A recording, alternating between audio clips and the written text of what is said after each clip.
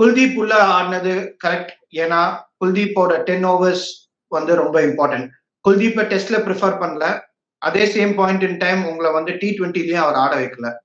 And கன்சிஸ்டன்டா our perform பண்ணிட்டு இருக்காரு. அவருக்கு வந்து இன்ஜுரி கன்சர்ன் இருந்ததுனால அவர் ஒரு ஆபரேஷன் பண்ணியிருந்தாரு. சோ அதனாலதான் அவரை வந்து டீம்ல எடுக்கல. அதுக்கு முன்னாடி நீங்க பாத்தீங்கன்னாலும் குல்தீப்போட லாஸ்ட் 4-5 இயர்ஸ் பெர்ஃபார்மன்ஸ் பாத்தீங்கன்னா சாஹலை வெளியில எடுத்தாங்க சரிங்களா. ஏன்னா சாஹலோட பெர்ஃபார்மன்ஸ் இல்லைன்னு. குல்தீப்புக்கு எப்படி அவங்க சான்ஸ் கொடுக்குறாங்கன்னா திடீர்னு அக்ஷர் ஒரு மேட்ச் ஆடுவாரு, ஜடேஜா ஆடுவாங்க.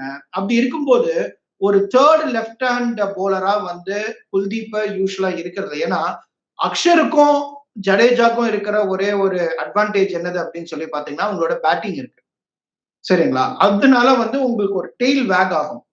குல்தீப் உள்ள வரும்போது ஒரு பியூர் போலரா தான் அவங்க பார்த்தாங்க. பட் இது ஒரு சைடு இருந்தாலும் குல்தீப் வந்து விக்கெட் டேக்கிங் போலர். அவர்கிட்ட இருக்கிற அந்த வேரியேஷன் ஸ்பின்னர். ஓகே, ஒரு லெஃப்ட் ஆர்ம் சைனாமேன் போலர் சூப்பர்பா ஒரு கூகுளி வச்சிருக்காரு, லெக் ஸ்பின் வச்சிருக்காரு.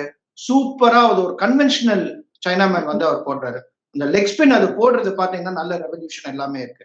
ஸோ என்ன பொறுத்த வரைக்கும் குல்தீப்பை எடுத்தது வருண் சக்கரவர்த்திக்கு முன்னாடி எடுத்தது தப்பு இல்லை. ஏன்னா குல்தீப்புக்கு சான்ஸ் வந்து வேணும். இன்னைக்கு என்னதான் அவ்வளவு ரன்ஸ் போனாலுமே சரிங்களா, குல்தீப் ஷுவரா ஒரு மேட்ச் வின்னர் இல்ல நமக்கு தெரியும். ஸோ வருண் வந்து நான் மேட்ச் வின்னர்னு நான் சொல்லல. இன்னும் வந்து 50 ஓவர் கான்டெஸ்ட்ல எப்படின்னு சொல்லி தெரியாது. இது ஒரு டைட் ஃபைட்டா தான் இருக்கும் பிட்வீன் வருண் அண்ட் குல்தீப்.